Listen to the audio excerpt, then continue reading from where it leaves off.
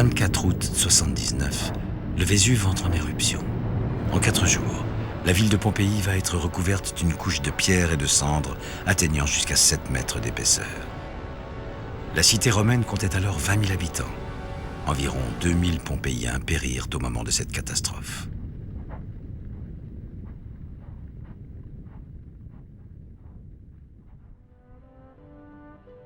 Pompéi fut oubliée pendant près de 1700 ans, avant de réapparaître à la lumière du jour dans un état de conservation exceptionnel au moment des premières fouilles en 1748.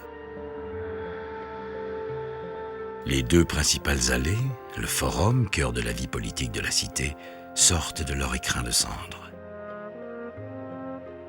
Tout comme les boutiques, les tavernes et les thermes.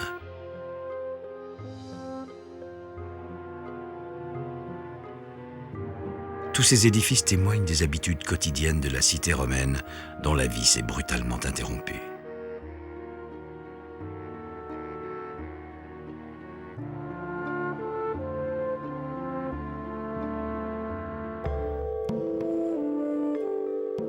Le raffinement des fresques et des statues des villas et des thermes montre tout l'intérêt accordé par les Romains à l'art.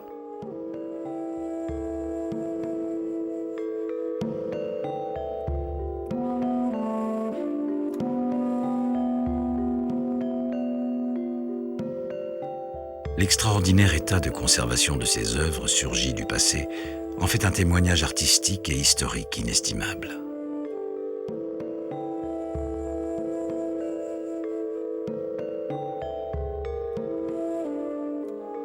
Pétrifiés dans l'attitude qu'ils avaient lorsque la mort les a saisis, les corps de nombreux habitants ont été conservés en creux dans la cendre. Leur moulage en plâtre les fait ressembler à de curieuses statues. Seulement les 2 tiers de Pompéi ont été à ce jour dégagés. La découverte de l'amphithéâtre et des temples souligne l'opulence de cette cité romaine à l'époque. Inscrit au patrimoine mondial de l'UNESCO depuis 1997, ce site archéologique, l'un des plus célèbres du monde, continue de cacher encore aujourd'hui quelques trésors sous les cendres du Vésuve.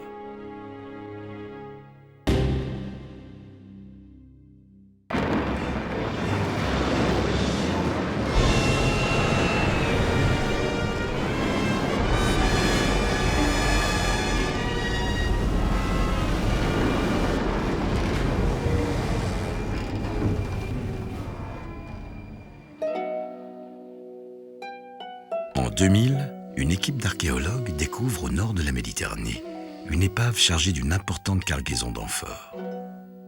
Elle fait ressurgir une civilisation méconnue de l'Italie pré-romaine, les Étrusques. Pendant plus de 500 ans, ces grands navigateurs formaient le principal lien commercial entre l'Orient et l'Occident. Les premiers Étrusques s'établirent vers la fin du IXe siècle avant Jésus-Christ sur le littoral marécageux au sud de la Toscane. Il ne reste que peu de traces de cette riche civilisation urbaine.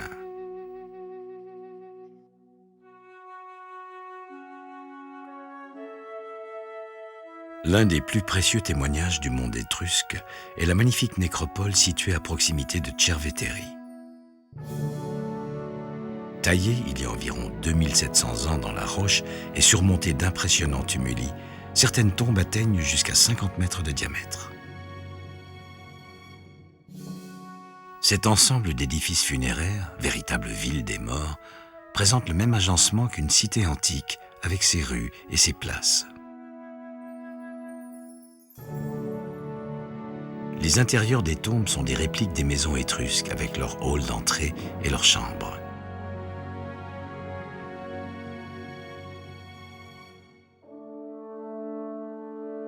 Les bas-reliefs et les remarquables peintures murales y décrivent la vie quotidienne de ce peuple réputé pour son goût immodéré pour les banquets et les festivités.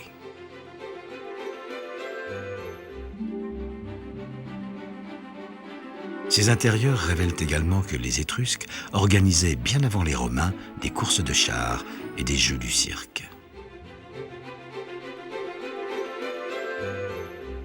Les céramiques et les sarcophages illustrent aussi l'incroyable sensibilité artistique de cette civilisation. Inscrites au patrimoine mondial de l'UNESCO en 2004, les nécropoles étrusques continuent d'envoûter les visiteurs qui les parcourent.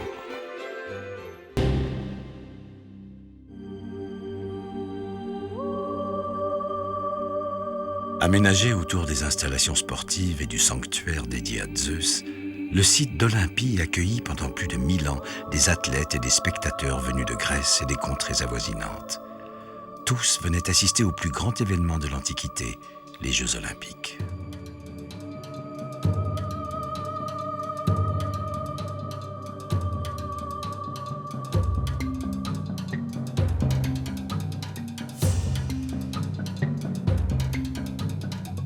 Le stade d'Olympie fut le théâtre des premiers Jeux olympiques antiques en 776 avant Jésus-Christ.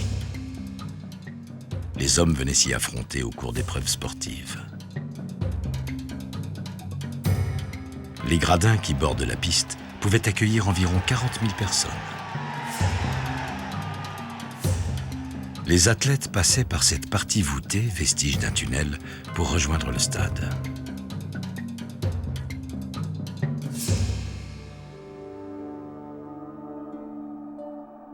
Avant de s'affronter, les athlètes s'entraînaient dans la palestre. Cet édifice était réservé aux hommes participant aux épreuves de lutte, de pugilat et au saut en longueur. Aujourd'hui, une grande partie des colonnades bordant la cour centrale ont été redressées.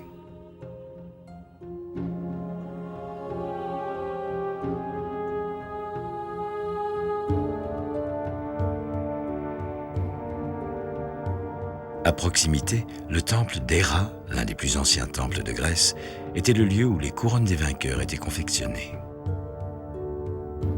Au cœur d'Olympie, le principal bâtiment du sanctuaire était le temple de Zeus. Il abritait l'une des 7 merveilles du monde, la statue de Zeus. D'or et d'ivoire, cette œuvre colossale sculptée par Phidias dans les années 430 avant Jésus-Christ mesurait 14 mètres de haut.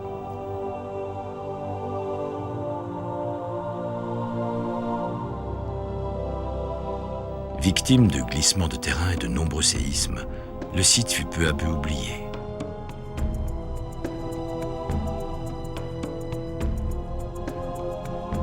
Lieu de départ de la flamme olympique, ce site figure au patrimoine mondial de l'UNESCO depuis 1989.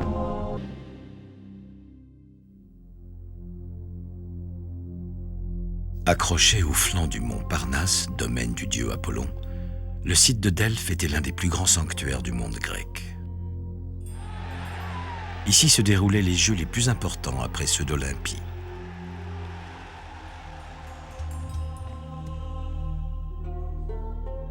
Construite au 5e siècle avant Jésus-Christ, une entrée monumentale accueillait dans le stade des athlètes et les spectateurs venus de toute la Grèce. Les 12 rangées de gradins construits au bord de la piste de 177 mètres pouvaient accueillir jusqu'à 7000 personnes. Les athlètes s'affrontaient à la course de chars, à la lutte, au pugilat.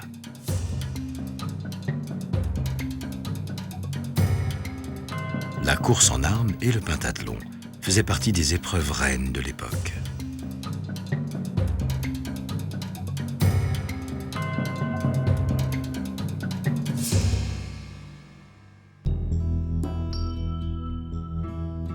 Un jury de 10 membres, les Élanotis, veillait au bon déroulement des épreuves, à la stricte application du règlement et à l'attribution des récompenses.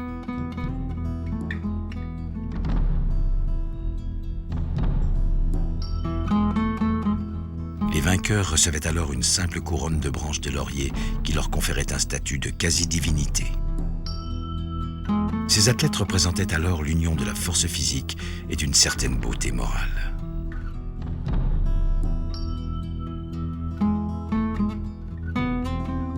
Le sanctuaire de Delphes était l'un des plus vénérés de la Grèce antique.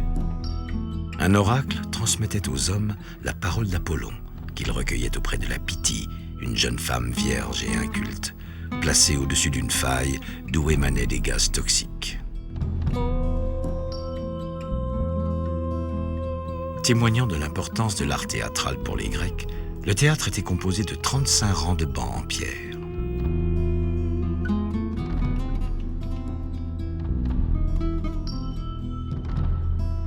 373 avant Jésus-Christ, victime d'un important séisme, le site entame un long déclin. Durant la première moitié du XXe siècle, le sanctuaire est restauré. Il est aujourd'hui inscrit sur la liste du patrimoine mondial de l'UNESCO.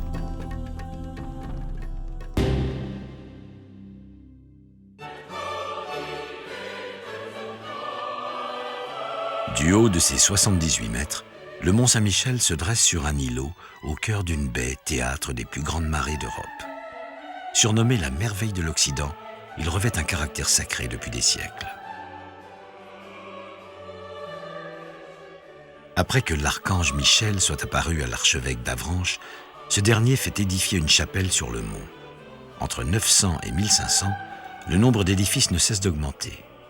Plusieurs fois remanié, ce site semble s'élancer toujours plus haut à la conquête du ciel.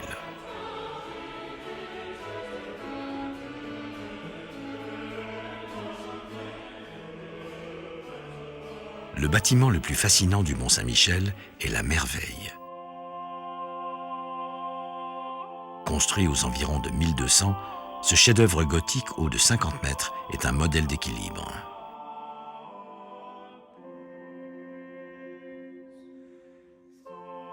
La Merveille représente les 3 ordres de la société médiévale. Au niveau supérieur, la longue et étroite salle du réfectoire, éclairée de hautes fenêtres, était réservée aux moines.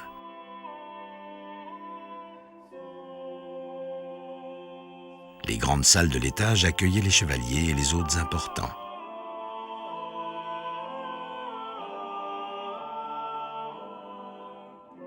La partie basse était réservée aux pèlerins de modeste condition.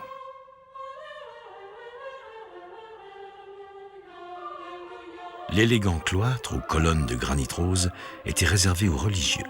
Cette splendeur gothique offre une vue imprenable sur la baie.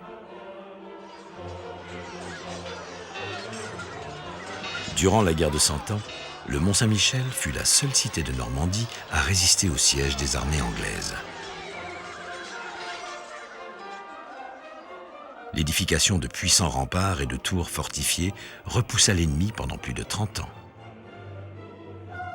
La baie et ses grandes marées lui ont offert de tout temps une protection naturelle précieuse.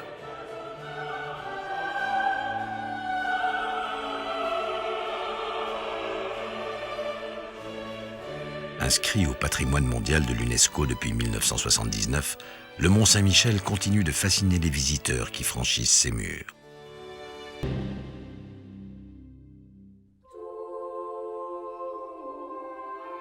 En 1309, face au conflit qui déchire le Saint-Siège à Rome, le pape Clément VII décide d'installer la cour pontificale en Avignon.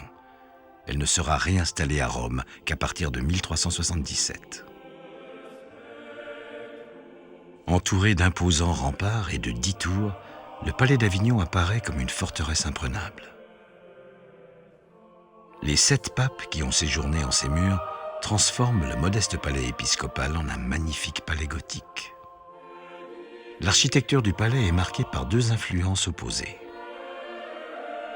Le palais vieux, construit par le pape Benoît XII, s'illustre par sa sobriété et son austérité. Le cœur de cette partie du palais est le cloître. À proximité, le Grand Tinel était la salle où se déroulaient les banquets.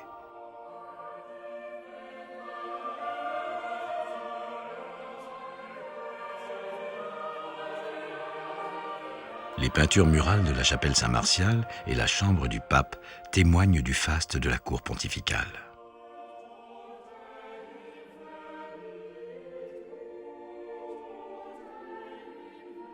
Le palais neuf au style gothique majestueux est la deuxième partie du palais des papes. Haute de 20 mètres, la grande chapelle en est l'un des joyaux. Percée de fenêtres lumineuses, elle illustre le goût du pape Clément VI. Desservie par le grand escalier d'honneur, la grande salle d'audience est également l'un des chefs-d'œuvre de l'architecture gothique du palais.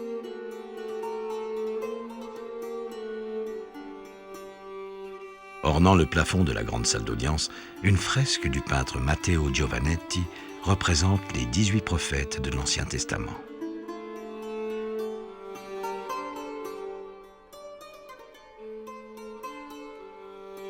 La cour d'honneur sert de cadre depuis 1947 au plus grand festival de théâtre de France.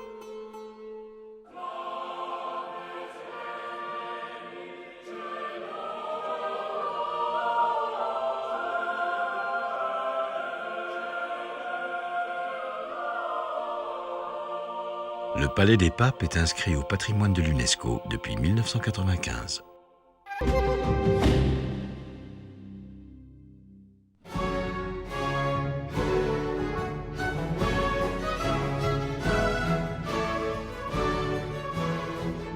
Désireux de s'éloigner de Paris, le jeune Louis XIV décide en 1661 d'ériger sur un ancien pavillon de chasse de son père ce qui deviendra le plus grand palais d'Europe, Versailles.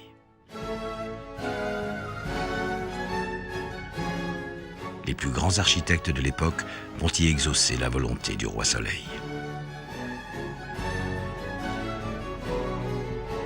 Symbole de sa puissance et du luxe de la vie à la cour, cet immense palais comprend de somptueux appartements et de splendides jardins.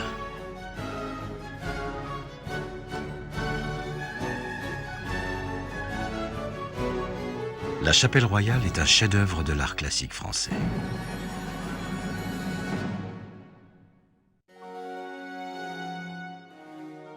Elle est décorée de peintures, de marbre blanc et de stucs dorés.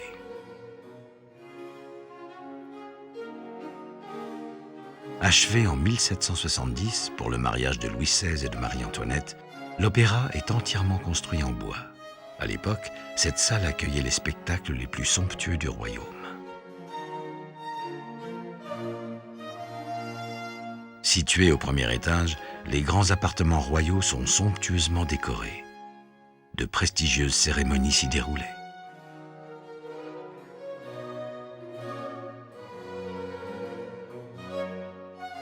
La Galerie des Glaces est le chef-d'œuvre de Versailles.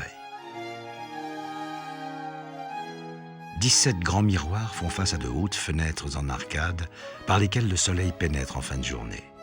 Elle offre également une vue unique sur les jardins à la française. Dessinés en partie par le nôtre, ces jardins se caractérisent par leur tracé géométrique et leur fantastique perspective.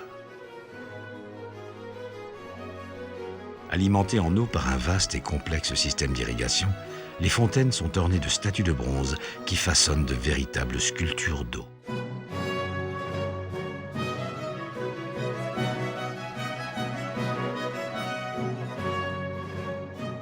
Inscrit au patrimoine de l'UNESCO, le palais de Versailles émerveille ses visiteurs par la démesure des édifices et des œuvres qu'il abrite.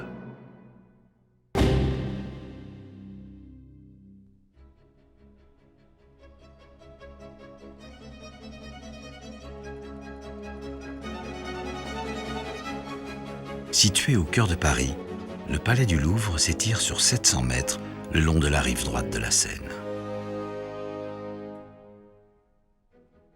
Construite en 1190 pour protéger Paris, la forteresse à l'origine du Louvre était située à l'emplacement de l'actuelle aile de Sully. Cette dernière donne aujourd'hui accès à l'une de ses merveilles architecturales, la cour carrée.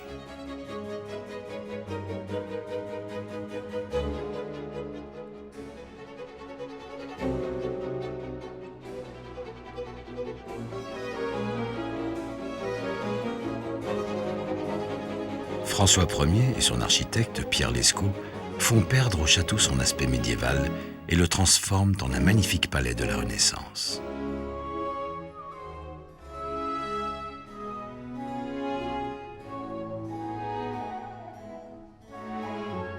Au fil des siècles et des rois de France, le Louvre continuera d'être remanié et agrandi.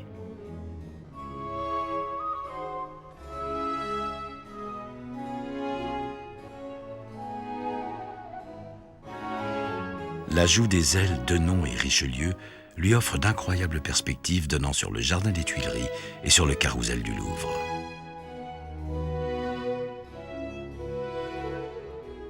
Cet arc de triomphe, édifié pour célébrer les victoires de Napoléon en 1805, mesure environ 6 mètres de haut. À l'intérieur du palais, la galerie d'Apollon, édifiée en 1661 sur ordre de Louis XIV, offre un ensemble de peintures, de sculptures célébrant le dieu Soleil. Elle servit de modèle à la Galerie des Glaces de Versailles.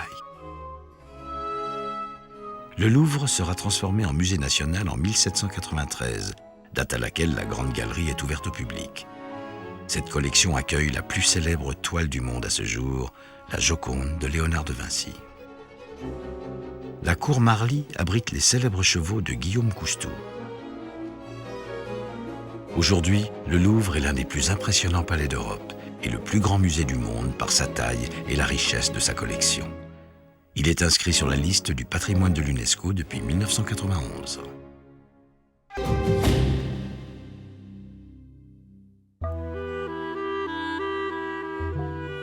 Au cœur de Stockholm, un musée à fleur d'eau abrite un joyau d'architecture navale unique en son genre, le Vasa. Vaisseau de guerre royal de 69 mètres, destiné à être le fleuron de la flotte suédoise sous Gustave II Adolphe, il a traversé 400 ans d'histoire maritime sans avoir jamais navigué.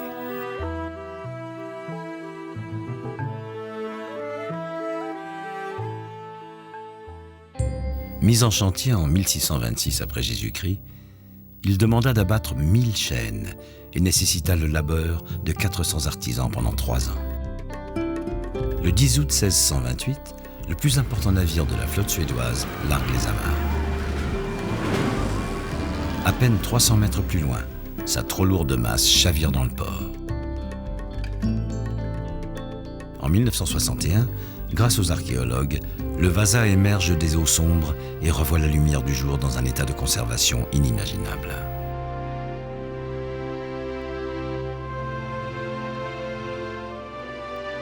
Commence alors le temps de sa miraculeuse résurrection. Puzzle géant de plus de 13 500 pièces, le 3-mâts est entièrement reconstitué et dévoile ses trésors. Dominant une coque richement sculptée et symbolisant le pouvoir royal, 60 lions emblématiques ornent le navire du château arrière jusqu'à la figure de proue.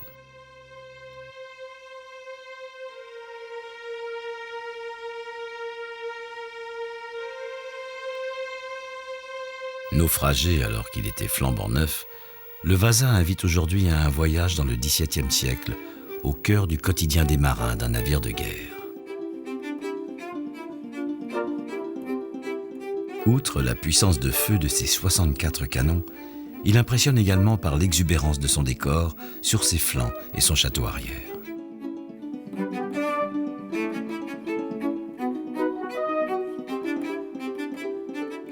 Composé de 500 sculptures hautes en couleur, il était clairement destiné à affirmer les ambitions du royaume de Suède au sein de l'échiquier européen. Incroyable destin que celui de ce 3-mâts, devenu grâce à une infortune le vaisseau le plus célèbre du monde.